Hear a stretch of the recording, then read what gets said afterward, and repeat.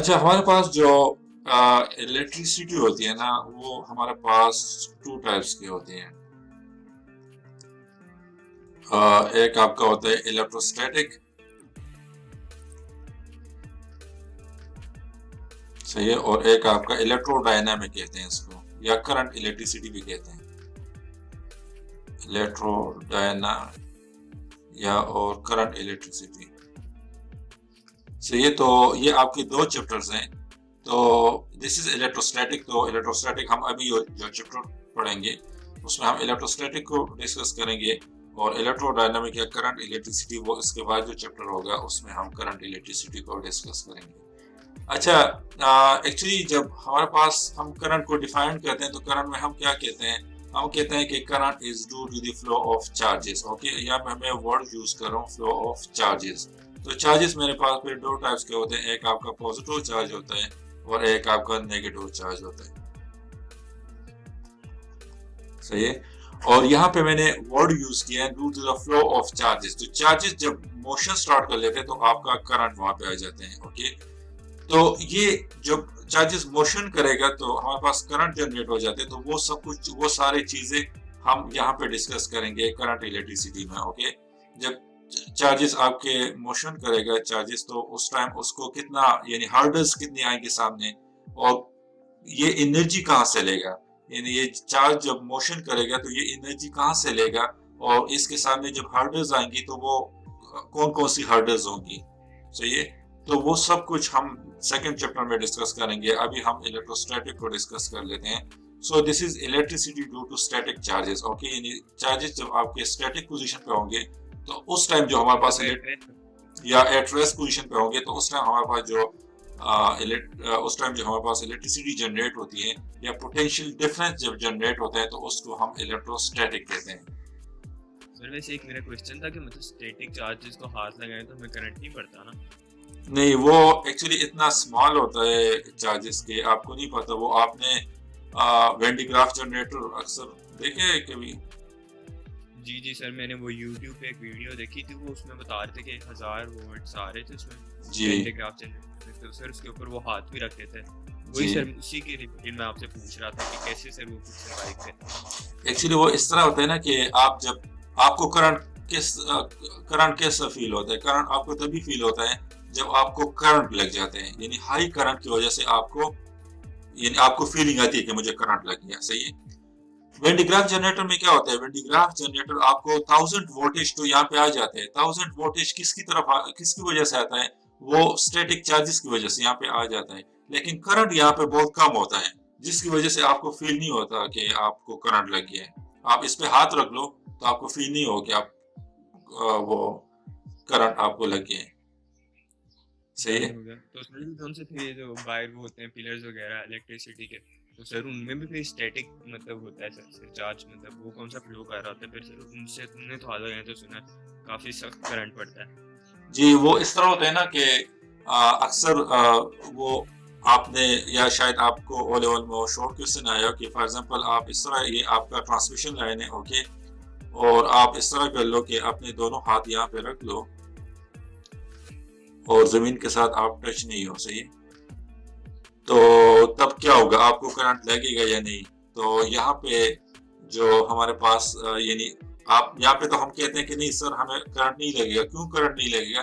क्योंकि for the flow of current we require potential difference. जब potential difference नहीं है यहाँ पे तो आपको करंट फील नहीं होगा, लेकिन एक्चुअल में आपको करंट लगेगा। आपने इस तरह का एक्सपेरिमेंट नहीं करना कि इसी तरह उससे लटक जाओ ट्रांसमिशन लाइन से कि मुझे करंट नहीं लगेगा। वहां पे आपको करंट लगेगा। करंट किसकी वजह से लगेगा? आपको इलेक्ट्रोस्टैटिक चार्जेस की वजह से वहां पे आपको करंट लगेगा।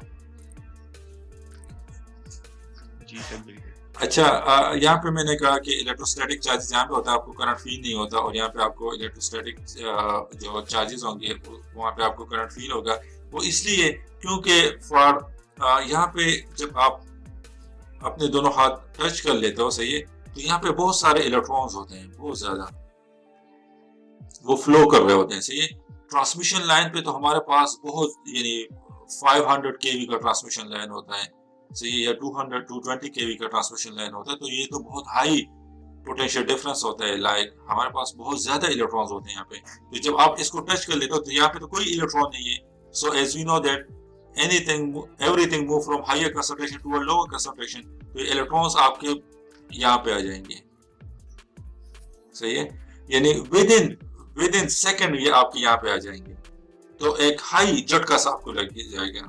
करंट क्या होता है, that is flow of charges per unit time.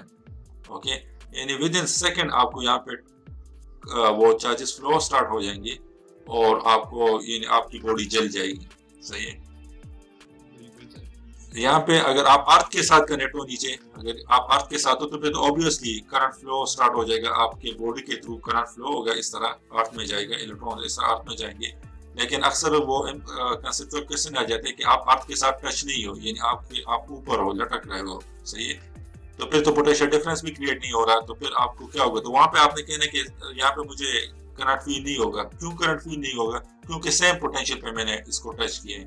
अगर मैं इस तरह कर लूं कि एक हाथ यहाँ रख लूं और दूसरा अर्थ पे रख लूं, सही है, तो फिर मुझे वो, क्योंकि पोटेंशियल डिफरेंस क्रिएट हो जाते हैं। सही है, this is 0 volt and this is high potential. सही है, यानी हाई पोटेंशियल है, तो फिर करंट आपको लगेगा। क्यों करंट लगेगा, क्योंकि इलेक्ट्रॉन का फ्लो इस तरह स्टार्ट हो जाएगा, अर्थ की तरफ जाएंगे। सही है, लेकिन एक्चुअल में आपने इस तरह नहीं करना कि बस आपने ये कर लिया कि नहीं वो मुझे करंट नहीं लगेगा, वो करंट आपको लगेगा। क्यों लगेगा, इलेक्ट्रोस्टैटिक चार्जेस की वजह से, क्योंकि आप यहाँ पे आपकी बॉडी के ऊपर चार्जेस इंड्यूस्ड हो जाएंगे। बिल्कुल सही है, for very small amount of time. उसके बाद तो यहाँ पे भी चार्जेस इलेक्ट्रॉन कंप्लीट हो जाएंगे, यहाँ पे भी इलेक्ट्रॉन, यानी जो अमाउंट यहाँ पे इलेक्ट्रॉन को होगी वो यहाँ पे भी हो जाएगी, तो वो फ्लो स्टार्ट कम हो जाएगी, फिर करंट नहीं लगेगा। अच्छा, तो हमारे पास जो वैन डी ग्राफ जनरेटर होता है, तो उसमें हमारे पास इलेक्ट्रोस्टैटिक चार्जेस होते हैं। इलेक्ट्रोस्टैटिक चार्जेस किस तरह की, यहाँ पे हमारे पास एक डोम सा शेप होता है, सही, ऊपर, तो वहां पे हमारे पास बहुत ज्यादा इलेक्ट्रॉन्स आ जाते हैं इस तरह। सही, तो ये हमारे पास हायर कंसंट्रेशन होता है और नीचे आपका लोअर कंसंट्रेशन होता है। सही है, तो ये पोटेंशियल डिफरेंस, यानी ये आपका कोई बहुत हाई वोल्टेज आपको देता है, लेकिन यहाँ पे करंट कम होता है। करंट क्यों कम होता है, क्योंकि ये इलेक्ट्रॉन स्टैटिक पोजीशन में होते हैं। बिल्कुल सर, तो इसी वजह से आपको फील नहीं होता, आप इसके ऊपर हाथ रख लो तो आपको फील नहीं होता, और आपके जो बाल्स होते हैं वो कड़े हो जाते हैं इस तरह। देखा होगा आपने, मैंने देखा था।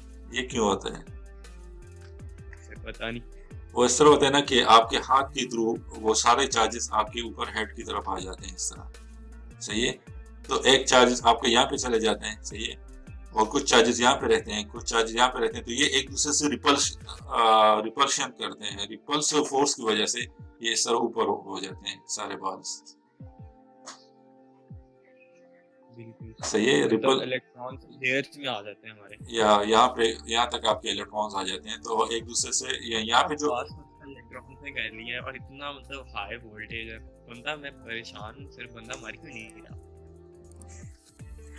एक्चुअली बंदा इसलिए मरता है कि हाई करंट की वजह से बनता है, हाई वोल्टेज की वजह से बंदा नहीं मरता। सही है, तो यहाँ पे हमारे पास वैन डी ग्राफ जनरेटर में करंट कम होता है, जिसकी वजह से आपको फील नहीं होता। वो तो अलग बात है, अगर आप यहाँ पे बहुत ज्यादा वो कर लो, यानी इतना वोल्टेज जनरेट कर लो कि वो इसके इक्वल हो जाए, तो फिर तो काफी डेंजरस होते हैं। लेकिन वो अक्सर ये होते हैं, पार्क्स वगैरह में भी उन्होंने ये रखा होता है, तो वो कहते हैं कि यहाँ पे हाथ रख दो तो उनके बाल खड़े हो जाते हैं, तो वो थोड़े एंजॉयमेंट के लिए वो उन्होंने अक्सर होते हैं, वैन डी ग्राफ जनरेटर उन्होंने रखा होता है। तो लेकिन वो इस तरह नहीं करते कि बहुत हाई वोल्टेज यहाँ पे जनरेट कर लेते हैं, मीडियम से रखते हैं, थोड़ा मीडियम से रखते हैं यहाँ।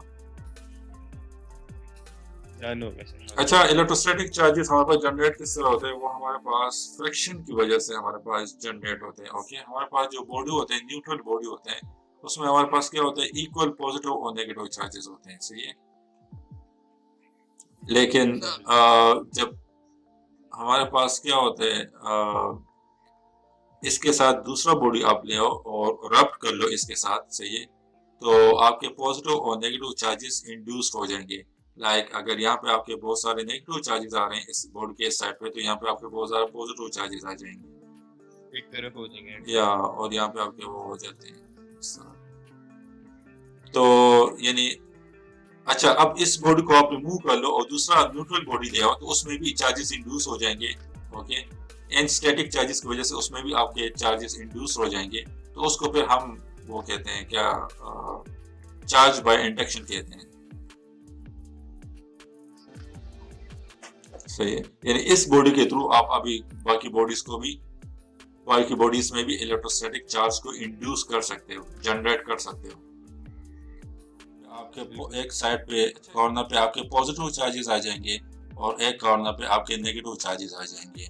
इसी तरह यहाँ पे आपके पॉजिटिव चार्जेस एक कॉर्नर पे आ जाएंगे और यहाँ पे आपके नेगेटिव चार्जेस आ जाएंगे।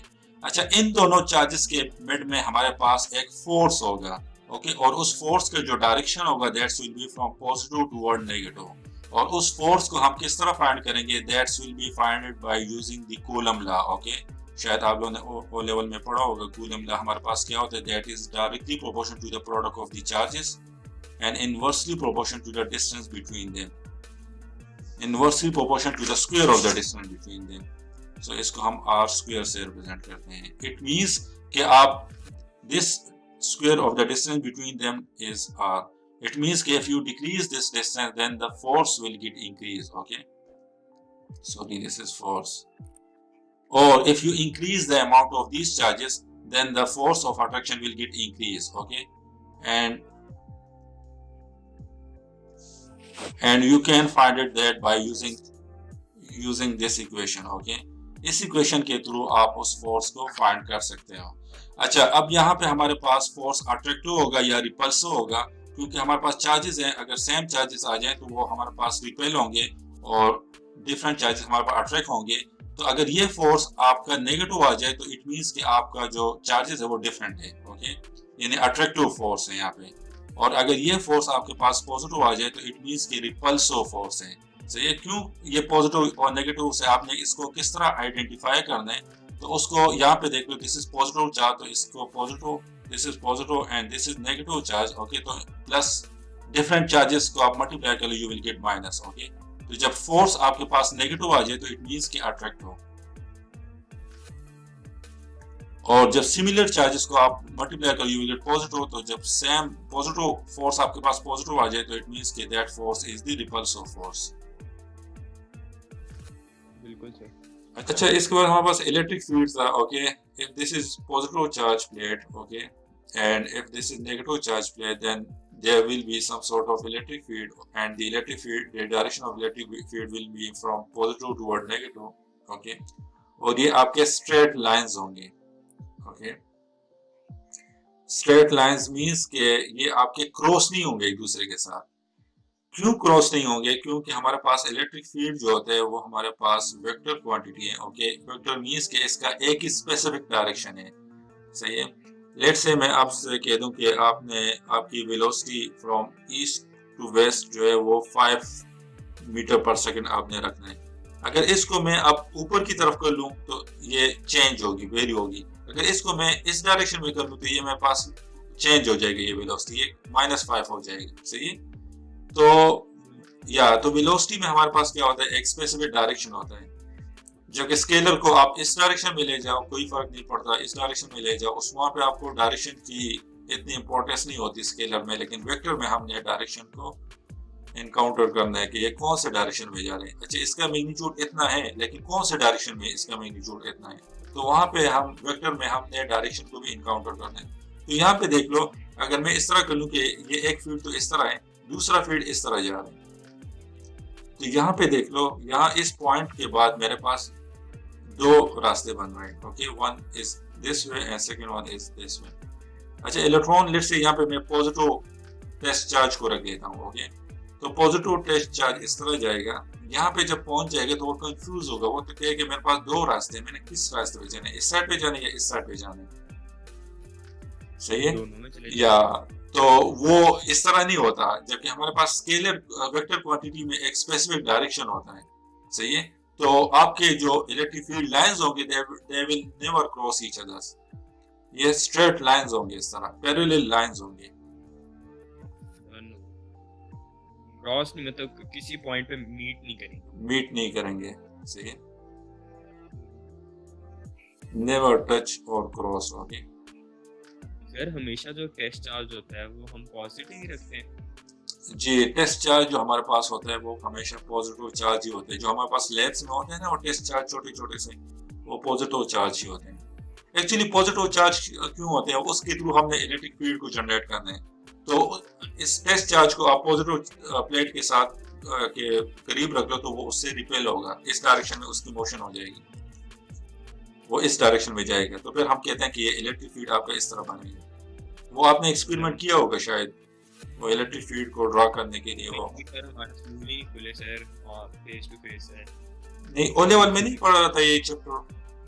नहीं वो लेवल में इलेक्ट्रिक फील्ड्स वाला चैप्टर ही नहीं था। अच्छा, तो इट मींस मतलब कि मुझे थोड़ी थोड़ी सिंपल फॉर्मर वगैरह इलेक्ट्रोमैग्नेटिक इंडक्शन पढ़ाते थे, स्टैटिक इलेक्ट्रिसिटी में चार्जेस वगैरह का बता देते थे, मतलब इतनी डिटेल नहीं पढ़ा। अच्छा, तो इट मींस कि मुझे थोड़ा आहिस्ता आहिस्ता पढ़ाना पड़ेगा। मेरे माइंड में तो यही था कि ये शायद आपने पहले पढ़े हैं। चलो, हमारे पास पॉजिटिव टेस्ट चार्ज इसी वजह से होते हैं कि फॉर एग्जांपल जो आपने इलेक्ट्रिक फील्ड को ड्रॉ करना है तो लैब में हम क्या करते हैं, ये मेरे पास पॉजिटिव प्लेट होता है, ये मेरे पास नेगेटिव प्लेट्स होते हैं। ओके, तो हमारे पास पॉजिटिव टेस्ट चार्जेस होते हैं, बहुत सारे पॉजिटिव टेस्ट चार्जेस होते हैं, उसको हम यहाँ पे रख लेते हैं। देखिए वैसे पॉजिटिव टेस्ट चार्ज आपने लैब में वो छोटा सा होता है जिसके ऊपर जा, तो वो हम इस तरह कर लेते हैं, यहाँ पे रिपल्शन स्टार्ट कर लेंगे। यहाँ पे आपने रख लिया इसको तो ये रिपल करेगा and move toward the negative charge plate, तो वो इस डायरेक्शन में जाएगा। अच्छा, ये जिस डायरेक्शन में जाएगा वहां पे आपने इसके पीछे पीछे लाइन ड्रॉ करना है। ओके,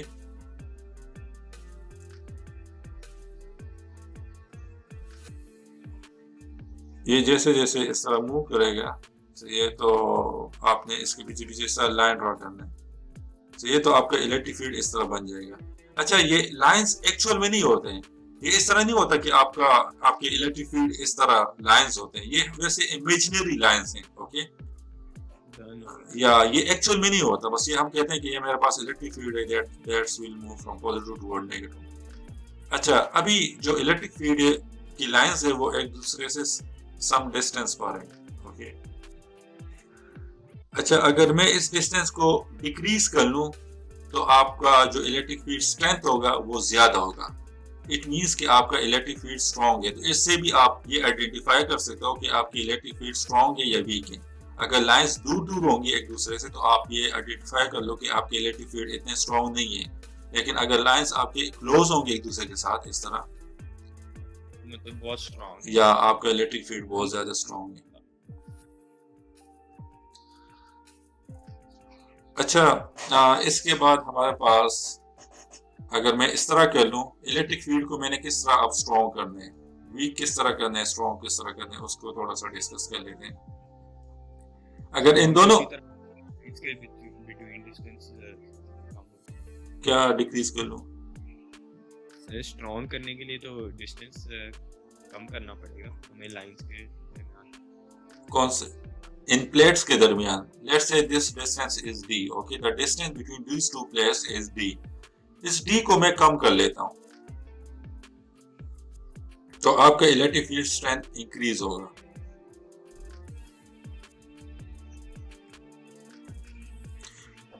अच्छा, प्लेट्स को आप दूर ले जाओ, यहाँ पे ले आओ, तो आपका इलेक्ट्रिक फील्ड क्या हो जाएगा? डिक्रीज हो जाएगा, यानी इलेक्ट्रिक फील्ड स्ट्रेंथ जो है वो आपका डिक्रीज हो जाएगा।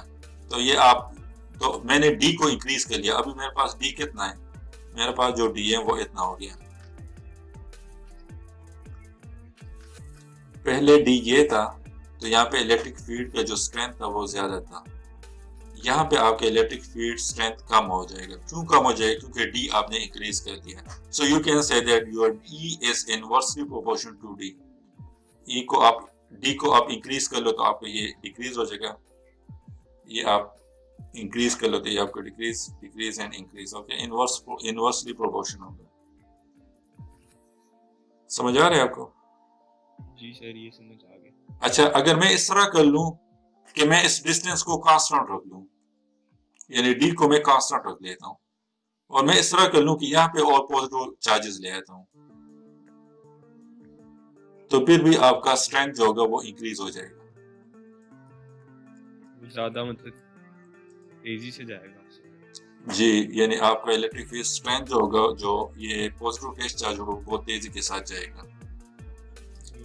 अच्छा, ये मैं किस तरह इंक्रीज करूंगा पॉजिटिव चार्जेस को? मैं यहाँ पे किस तरह इंक्रीज करूंगा? मैंने इसको इंक्रीज करना है थ्रू यूजिंग बैटरी। मैं बैटरी को कनेक्ट कर लूंगा यहाँ पे, इसको पॉजिटिव बैटरी टर्मिनल के साथ कनेक्ट कर लूंगा, इसको नेगेटिव टर्मिनल के साथ कनेक्ट कर लूंगा। तो यहाँ से आपके positive charges, this is positive terminal of the battery, it means कि यहाँ पे आपके बहुत ज्यादा प्रोटॉन्स होते हैं, पॉजिटिव चार्जेस बहुत ज्यादा होते हैं। This is the negative terminal of the battery, it means कि यहाँ पे आपके बहुत ज्यादा इलेक्ट्रॉन्स होते हैं। तो इलेक्ट्रॉन यहाँ पे जाएंगे इस तरह, सही है, और प्रोटॉन यहाँ पे जाएंगे। अच्छा, कब तक जाएंगे? जब तक ये पोटेंशियल, यानी ये this amount of charge become equal to this amount of charge. बिल्कुल सर। सिमिलरली इलेक्ट्रॉन के लिए भी सही है। अगर यहाँ पे ये 5 वोल्ट की बैटरी है, तो यहाँ पे भी आपका पोटेंशियल डिफरेंस कितना आ जाएगा? 5 वोल्ट आ जाएगा इन दोनों। लेकिन ये अगर आपने बैटरी लगाई है तो मतलब आप कह रहे हैं कि हम चाह रहे हैं कि लेफ्ट साइड पे पॉजिटिव चार्जेस ज़्यादा हो जाए, तो सर वो आप वैसे ही मतलब वो राइट साइड पे भी वही होगा कि नेगेटिव ज़्यादा हो जाएंगे, तो वो जो उनसा उनका दोनों का है मतलब वो कैंसिल आउट नहीं हो जाएगा? नहीं, मैंने इस तरह नहीं किया कि मैंने दोनों प्लेट्स को टच कर लिए हैं, मैंने दूर रखे हैं एक दूसरे से। वो एक दूसरे को देख रहे हैं और ये चाह रहे हैं कि हम एक दूसरे के क्लोज आ जाएं, लेकिन वो रास्ते में समंदर है। बिल्कुल। तो सर ये बैटरी लगाने से सर ये पॉजिटिव चार्जेस किससे ज़्यादा होंगे?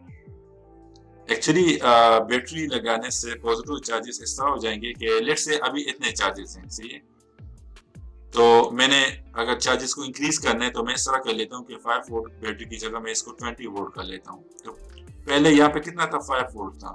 अब पोटेंशियल डिफरेंस की रेट हो गया, यहाँ पे कम चार्जेस हैं, यहाँ पे और चार्जेस आ गए, सही है। 20 वोल्ट बैटरी की वोल्टेज को इंक्रीज करने का मतलब यह है कि यहाँ पे और बहुत ज्यादा पॉजिटिव चार्जेस आ गए, तो और पॉजिटिव चार्जेस यहाँ पे मूव करेंगे टुवर्ड दिस साइड। कब तक मूव करेंगे? जब तक यहाँ पे आपका वोल्टेज 20 वोल्ट तक ना पहुंच जाए, सही है। ठीक हो गया। अच्छा, यहाँ पे हमारे पास 20 वोल्ट आ गया, तो इट मींस कि बहुत ज्यादा चार्जेस आ गए, तो आपका इलेक्ट्रिक फील्ड स्ट्रेंथ भी इंक्रीज हो जाएगा। जी सर। सही है, तो इट मींस कि आपका electric field strength is directly proportional to the voltage supply. कितना वोल्टेज आप अप्लाई कर रहे हो, आप वोल्टेज को इंक्रीज करते जाओ तो आपका इलेक्ट्रिक फील्ड स्ट्रेंथ भी इंक्रीज होगा। वो आप इस तरह कर सकते हो कि आपकी गाड़ी में कितनी बैटरी यूज होती है? कौन सी बैटरी? 12 वोल्ट की बैटरी यूज होती है ना। जी सर बिल्कुल। तो आप इस तरह कर लो कि लेट से वो पहले 12 वोल्ट था, इसको आप इस तरह कर लो कि 24 वोल्ट कर लो, सही है। तो 24 यानी इस बैटरी को निकाल लो। आपने अभी कहा कि यहाँ पे किस तरह इंक्रीज होगा, तो इस बैटरी को निकाल लो और दूसरा बैटरी 24 वोल्ट का बैटरी यहाँ पे कनेक्ट कर लो, तो आपका करंट फ्लो होगा। कब तक करंट फ्लो होगा? जब तक वो 12 वोल्ट आपका 24 वोल्ट यहाँ पे नहीं बन जाता। बिल्कुल सही है सर। जी। अच्छा, इसके बाद ये हमारे पास फ्रेंजिंग फील्ड होते हैं। ओके, अगर आप दो प्लेट्स को इस तरह कनेक्ट कर लो तो मिड में तो वो पैरेलल होंगे, लेकिन एंड पे वो आपका इस तरह के फ्रेंजिंग फील्ड बनेंगे, इसको हम फ्रेंजिंग फील्ड कहते हैं। ये आपके थोड़े एक्स्ट्रा फील्ड्स बनते हैं, ये थोड़ा सा एक्चुअली इसमें आपका कैपेसिटेंस का इफेक्ट आ जाता है। कैपेसिटर को हम आगे पढ़ेंगे, सही है। ये हमारे पास इस तरह होता है ना कि आप दो प्लेट्स को रख लो इस तरह, एक को आप पॉजिटिव चार्ज दे दो, एक को आप नेगेटिव चार्ज दे दो, तो आपके यहाँ पे प्रोटॉन्स आ जाएंगे, यहाँ पे आपके इलेक्ट्रॉन्स आ जाएंगे। तो प्रोटॉन का डायरेक्शन इस साइड पे होगा, इस तरह होगा, सही है। तो मिड में तो आपके स्ट्रेट लाइंस होंगे, लेकिन जो एंड होगा वहां पे आपके कर्ली लाइंस आ जाते हैं इस तरह का। इलेक्ट्रिक फील्ड जो होगा वो आपका इस तरह होगा। यहाँ पे आप टेस्ट चार्ज रखते हो तो वो इस तरह मूव होगा। बिल्कुल सही। तो इसको हम क्या कहते हैं? फ्रेंजिंग फील्ड कहते हैं। यानी ये एक्स्ट्रा फील्ड जो होता है इसको हम फ्रेंजिंग फील्ड कहते हैं। इसको हम एज इफेक्ट भी कहते हैं।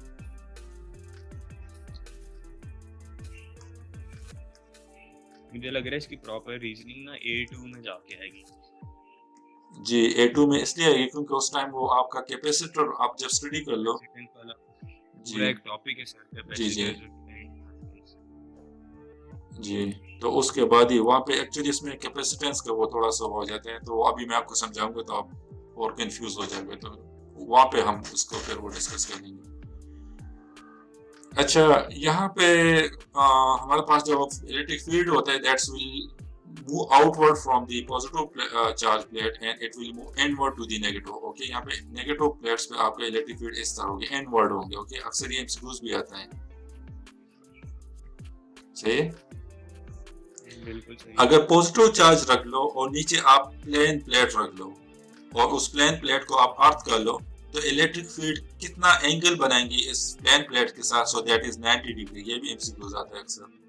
ये समझ आ गया। अच्छा, एक तीसरा पॉइंट है, अगर मैं इस तरह कर लूं कि ये पॉजिटिव चार्ज है और ये भी पॉजिटिव चार्ज है, ये अक्सर ये एमसीक्यूज भी आता है, और मैं इस तरह कर लूं कि दोनों इक्वल चार्जेस हैं। Okay, this is also Q coulomb and this is also Q coulomb. Okay, दोनों इक्वल चार्जेस हैं, तो यहाँ पे इलेक्ट्रिक फील्ड आपके कुछ इस तरह बनेंगे। अच्छा, ये इस तरह कर्व क्यों हो जाते हैं? Because of this electric field of this charge.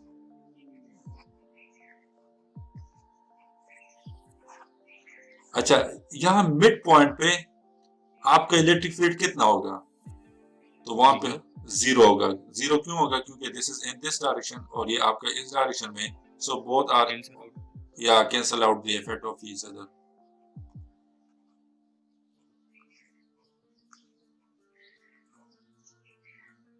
अच्छा, ये इलेक्ट्रिक फील्ड स्ट्रेंथ,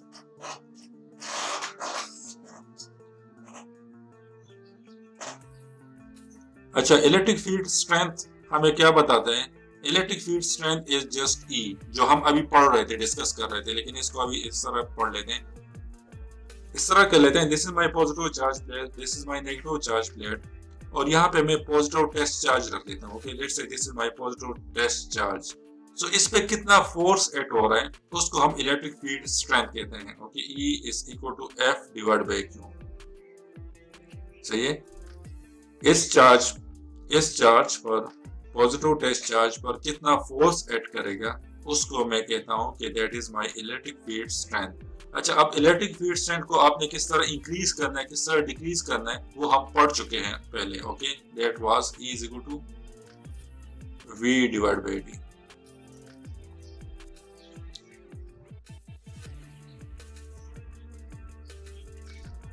फाइंड किस तरह करना है? That is force on unit charge. Okay, in एक यूनिट चार्ज पे कितना फोर्स एक्ट करेगा। अच्छा, अब अगर ये फोर्स इक्वल होगा, अगर यहाँ पे आप चेक कर लो आपका ये इक्वल है, यहाँ पे भी चेक कर लो इक्वल है, यहाँ पे भी चेक कर लो इक्वल है, यहाँ पे भी चेक कर लो, एनी रीजन पे आप इस इलेक्ट्रिक फील्ड स्ट्रेंथ को चेक कर लो, तो आपको इक्वल फोर्सेस एक्ट हो रहे हैं, तो उसको हम फिर कहते हैं कि ये मेरे पास यूनिफॉर्म इलेक्ट्रिक फील्ड बन रहा है यहाँ पे।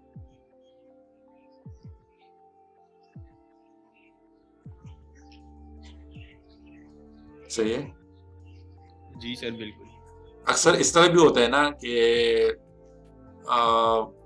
अक्सर ये तो मेरे पास सिर्फ प्लेन प्लेट्स हैं, तो यहाँ पे तो इक्वल पॉजिटिव इस तरह आएंगे। सही है? तो यहाँ पे तो जो इलेक्ट्रिक फील्ड बनेगा वो तो ऑब्वियसली आपको यूनिफॉर्म इलेक्ट्रिक फील्ड बनेगा, लेकिन मैं इस तरह कर लेता हूँ कि यहाँ पे थोड़े चार्जेस इंक्रीज कर लेता हूँ इस साइड पे, और यहाँ पे कम है। सही है? सही है? लेट्स से मैं इस तरह कर लेता हूँ कि ये एक मटेरियल यूज कर लेता हूँ। ओके, इसको एक सप्लाई दे देता हूँ और इसको एक दूसरा सप्लाई दे देता हूँ, तो यहाँ पे आपका यानी चार्जेस बहुत ज्यादा हो गए और नीचे आपके चार्जेस कम है, तो इलेक्ट्रिक फील्ड यूनिफॉर्म होगा या नॉन यूनिफॉर्म होगा? यूनिफॉर्म होगा। नहीं, नॉन यूनिफॉर्म होगा। यहाँ पे आपका इलेक्ट्रिक फील्ड जो है इस पॉजिटिव टेस्ट चार्ज पे यहाँ पे इतना ई जो होगा वो कम होगा, लेकिन इक्वल चार्ज नहीं है, मतलब इक्वल पॉजिटिव चार्जेस हैं लेफ्ट साइड पे, इक्वल नेगेटिव चार्जेस हैं राइट साइड पे। नहीं नहीं, वो तो ऑब्वियसली होंगे, आपके पॉजिटिव चार्ज से नेगेटिव चार्ज की तरफ इलेक्ट्रिक फील्ड होंगे। अगर ये नहीं होंगे तो फिर तो आपका इलेक्ट्रिक फील्ड ही नहीं होगा, यानी वो मूव नहीं करेगा इस साइड पे। सही? बिल्कुल सर, ठीक हो गया जी। तो अच्छा, अब इस तरह कर लेते हैं कि अच्छा यहाँ पे मैं बात कर रहा हूँ कि यहाँ पे E1 होगा। E1 मीन्स कि यहाँ पे जो फोर्स एक्ट होगा on this positive test charge that is E1 and this is E2, यहाँ पे E2 होगा, तो E1 और E2 आपके इक्वल नहीं होंगे।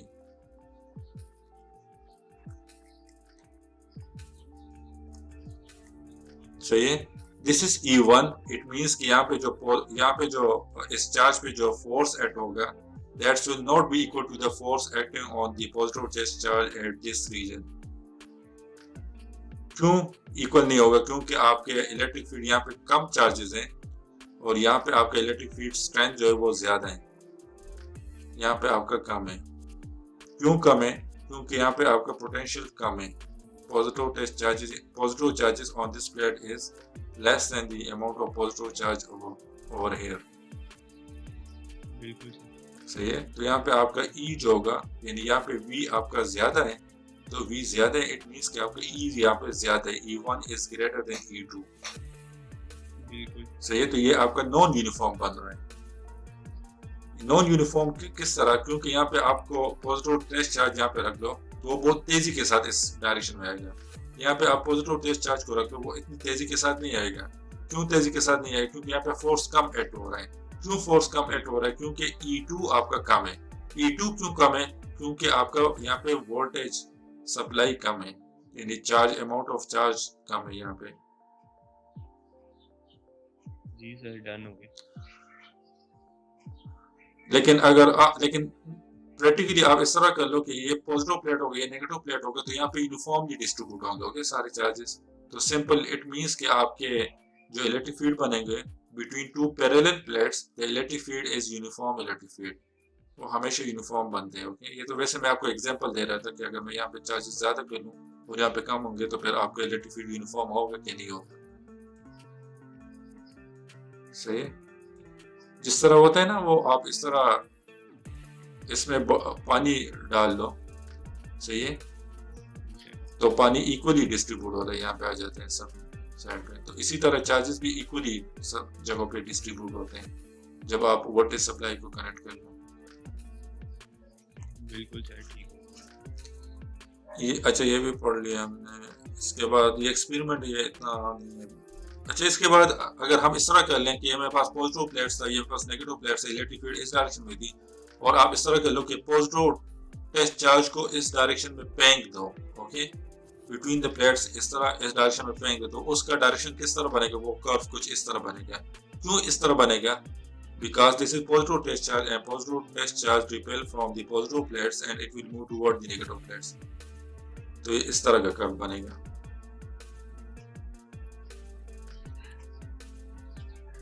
ठीक होगा सर। सर ये केमिस्ट्री में भी हमने पढ़ा था। ओके।